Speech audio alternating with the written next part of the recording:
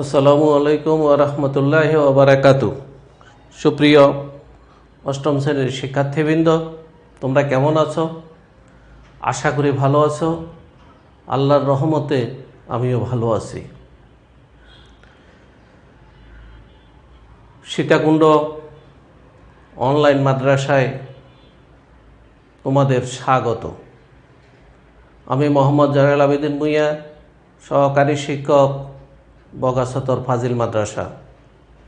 অষ্টম শ্রেণীর শিক্ষার্থীবৃন্দ, আজ তোমাদের গণিত বিষয়ের দ্বিতীয় অধ্যায়ের অনুশীলনী 2-1 পাঠ মুনাফা সংক্রান্ত আলোচনা করব। গত সপ্তাহে আমি এই পাঠ থেকে অনুশীলনী 2-1 থেকে 1, 2, 3 তিনটি প্রশ্ন নিয়ে আলোচনা করেছিলাম। আজ আমি এর পরবর্তীতে আলোচনায় আসতেছি। তো শিক্ষার্থী বন্ধুরা, তোমরা তোমাদের পাঠ্য বইয়ের 18 পৃষ্ঠা খোলো। অনুশীলনী 2-1 4 নম্বর প্রশ্নটি পড়ো। আমি পড়ে শোনাচ্ছি তোমাদের। বার্ষিক শতকরা মুনাফার হার 10.50 টাকা হলে 2000 টাকার 5 বছরের মুনাফা কত হবে?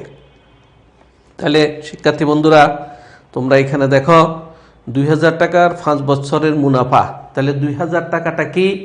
2000 টাকা হলো আসল। আসলকে আমরা এই মুনাফার ক্ষেত্রে আমরা ধরব পি ইকুয়াল আসল সমান 2000 টাকা। 2000 টাকা। তারপরে 5 বছরের মুনাফা কত হবে? 5 বছর এটা হলো সময়।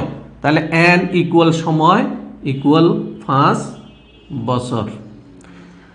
তারপর বলতেছে, প্রথম বলা হয়েছে বার্ষিক শতকরা মুনাফার হার 10.50 টাকা। তাহলে আর সমান হইল মুনাফার হার। মুনাফার হার হইল 10.50%, অর্থাৎ 100 ভাগের 1000, 100 ভাগের 1000, 100 ভাগের 1050।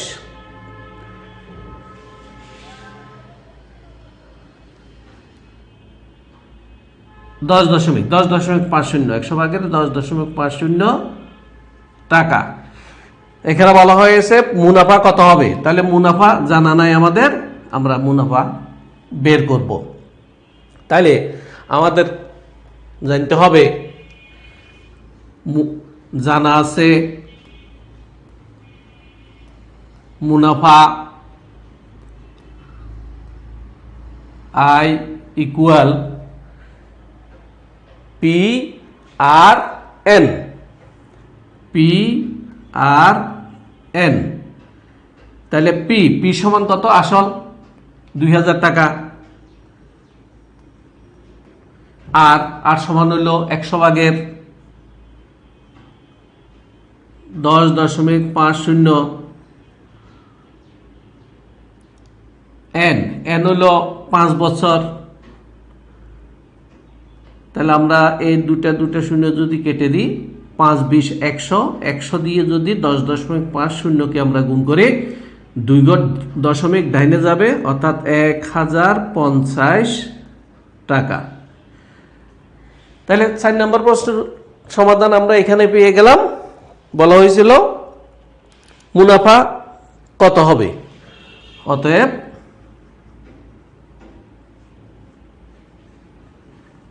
মুনাফা 1000, মুনাফা হবে 1050 টাকা। তো শিক্ষার্থী বন্ধুরা, আমরা 4 নম্বর প্রশ্নের সমাধান করে নিলাম। তোমরা একটু মিলিয়ে দেখো।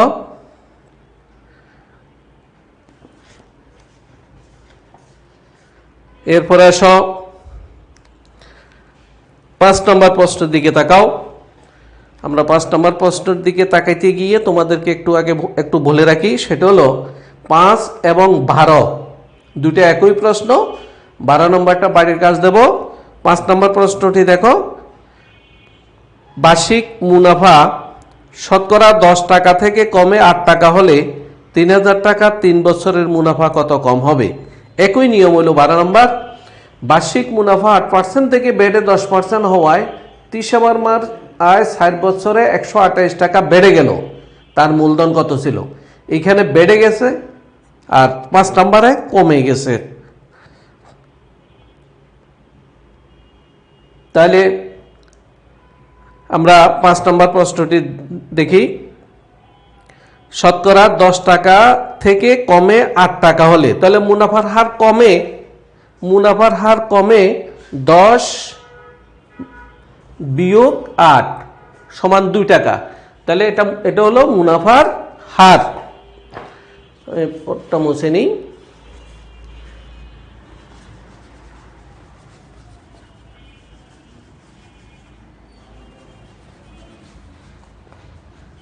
মুনাফার হার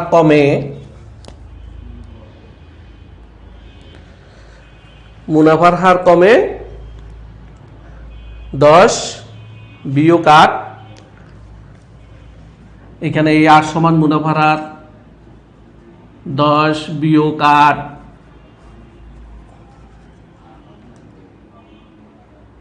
পার্সেন্ট সমান 2%, অর্থাৎ 100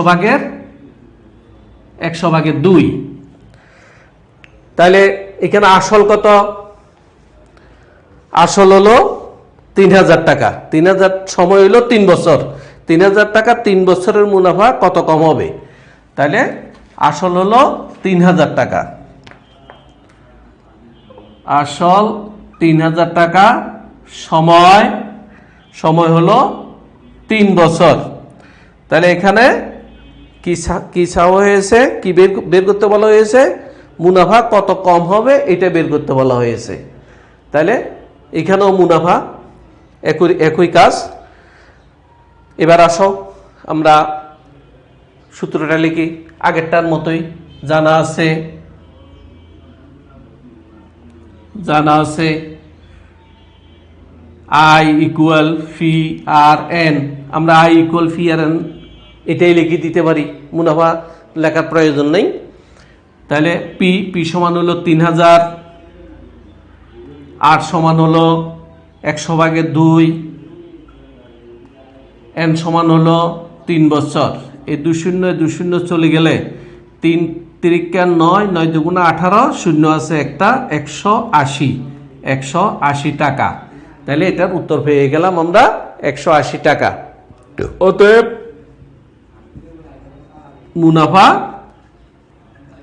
180 টাকা। তাহলে এসো আমরা 12 নম্বর প্রশ্নটি কিভাবে সমাধান করতে হবে সেটি তোমাদেরকে একটু বলে রাখি। এটা বাড়িতেই তোমরা নিজেরাই করে নিবে। একইভাবে এখানে মুনাফার হার কমেছে 10 বিয়োগ 8, আর 12 নম্বরে মুনাফার হার বেড়েছে 8% থেকে বেড়ে 10% হওয়ায়, তাহলে মুনাফার হার বেড়েছে 10 বিয়োগ 8 2%। সময় 4 বছর। সেখানে মূলধন কত চাওয়া হয়েছিল? তাহলে একটু বেশ কম। আচ্ছা আমি করে দিচ্ছি 12 নম্বর প্রশ্নটি। তোমরা 12 নম্বর প্রশ্নটি একটু দেখো।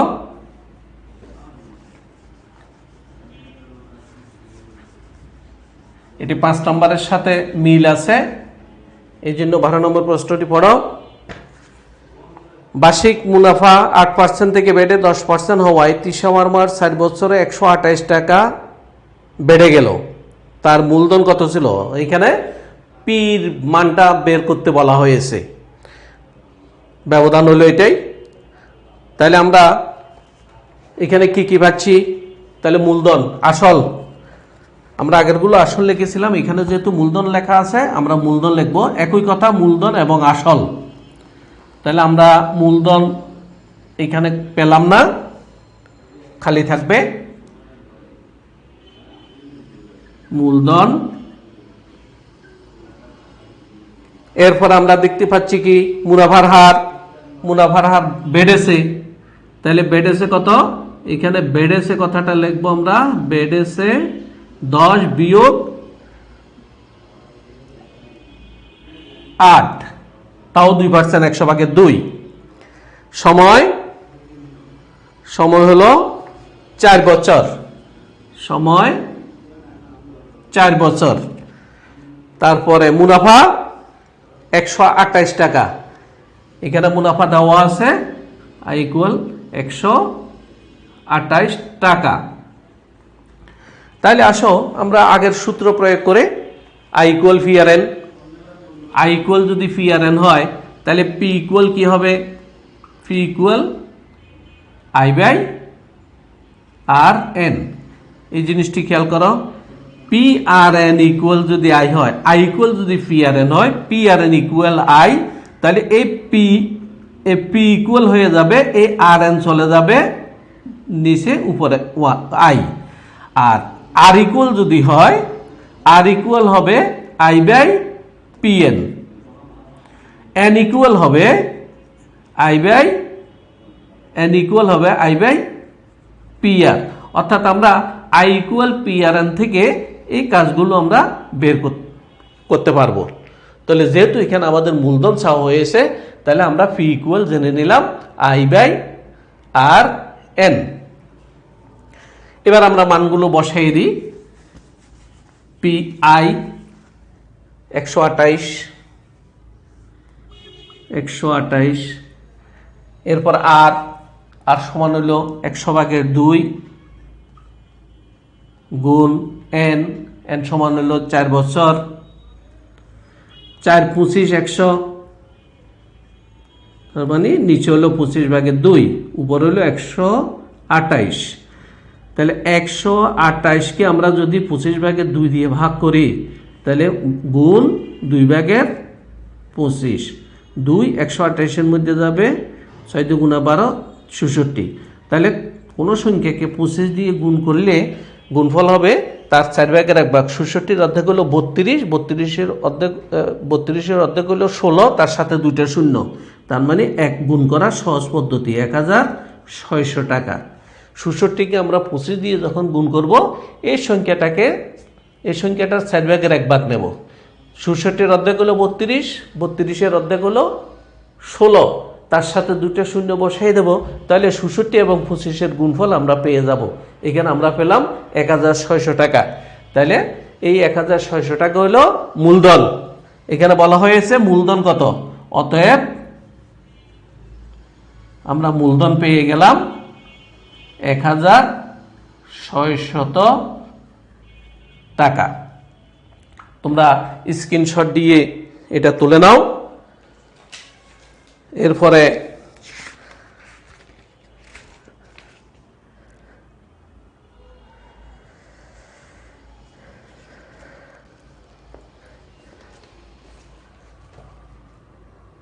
সাত নম্বর প্রশ্নটি দেখো।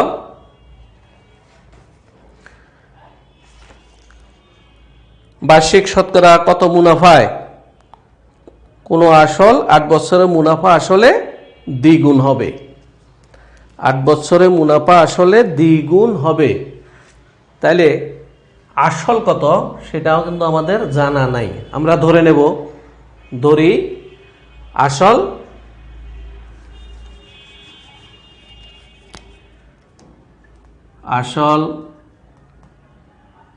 পি সমান 100 টাকা। তাহলে মুনাফা আসল তার দ্বিগুণ, মুনাফা আসল এ সমান 100 গুণ 2 সমান 200 টাকা। তাহলে মুনাফা আসল থেকে আসল যদি আমরা বিয়োগ করি, থাকে মুনাফা। তাহলে মুনাফা আয় সমান কত হবে? মুনাফা আয় সমান হবে 200 বিয়োগ 100 টাকা সমান 100 টাকা। তাহলে আমরা পেয়ে গেলাম মুনাফা আসল 200, আসল 100, মুনাফা 100। তাহলে আমরা এখানে লিখতে পারি মুনাফা আসল, এখানে লিখব মূলধনের জায়গায় লিখব আসল ফি। আসল পি সমান লিখবো আমরা 100 টাকা।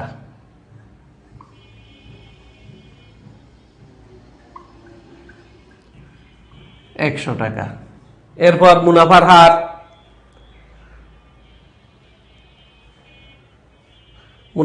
আমাদের জানা নাই, তাহলে আমরা এখানে প্রশ্নবোধক চিহ্ন দেব, যেহেতু মুনাফার হার বের করার জন্য বলা হয়েছে।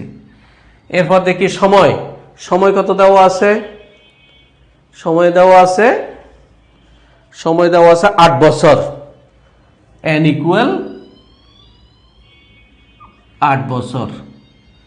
তাহলে মুনাফা এখানে বের করা হয়েছে 100 টাকা, তাহলে এখানে মুনাফা আই ইকুয়াল হবে 100 টাকা। এবার আসি আমরা সূত্র প্রয়োগ করে, জানা আছে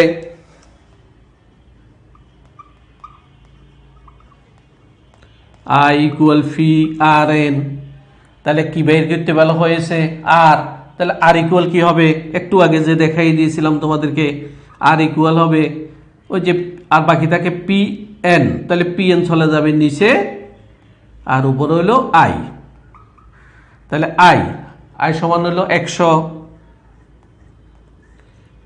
পি সমান হলো 100 গুণ এন সমান হলো 8, তাহলে 100 মধ্যে যদি একবার যায় তাহলে আর থাকে কত, 8 ভাগের 1, 8 দিয়ে যদি আমরা 1কে ভাগ করি ভাগফল হবে, 8 দিয়ে যদি আমরা 1কে ভাগ করি ভাগ যাচ্ছে না, 0.0, 8 একে 8, 2 0, 8 দুগুণে 16, 4 40, 5 8 40, 0 1 2 5, 0 1 2 5 সমান হলো 0.125। এটাকে যদি আমরা শতকরায় প্রকাশ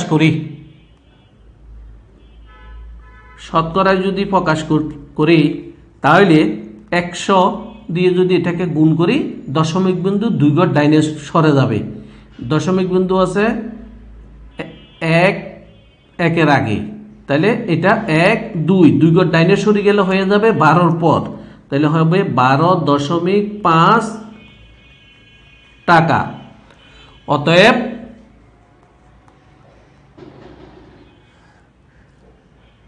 মুনাফার হার 12.5%। তো সুপ্রিয় শিক্ষার্থী বন্ধুরা, তোমরা এই কাজগুলো বাড়িতে বসে করবে, নিজেরা করবে।